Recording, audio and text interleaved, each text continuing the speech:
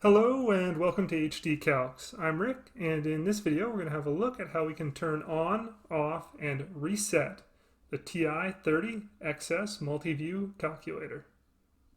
To do this, we'll need to use the second function key that looks like this and is located here, this green one. The on-off key that looks like this, located down here. And the clear key that looks like this, located here. First off, to turn on your calculator, because it's off and say when we try to type something in, nothing happens, we can use the on key. That's this one down here in the bottom left. Press it once, and you'll see our cursor comes up, and we can now start typing things. If we're done working with our calculator and want to save the battery and turn it off so that it lasts longer, we can go second, and then the on key, where you can see the second function of the on key is off.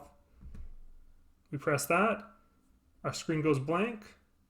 When you hit keys, nothing happens, so you can't accidentally change a setting or something like that, and our calculator is in off mode. If you're ever having problems with your calculator, like it's giving you strange results, or you might have changed a setting that you're not sure how to change back, a good idea is to reset your calculator. This will return it to its original operating mode. To do this, we have several different options. Firstly, we can press second 0 with the second function of reset. That will bring us to this screen here, where it'll ask us to reset, no or yes.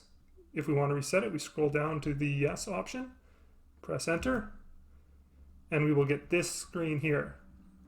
This is telling us our memory has been cleared and our calculator has been fully reset.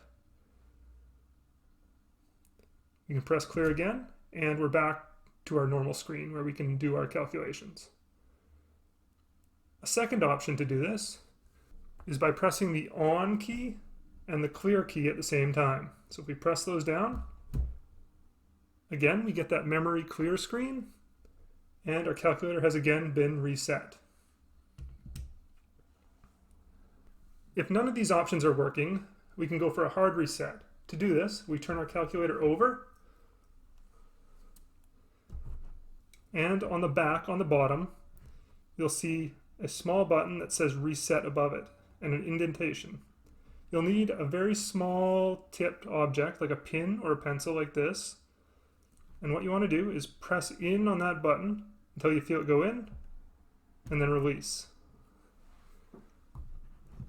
If you turn our calculator over again, we'll see that memory cleared screen. Our calculator has been reset back to its standard operating mode, and we should be good to go. All right, I hope this helps, and good luck on those tests out there, everybody.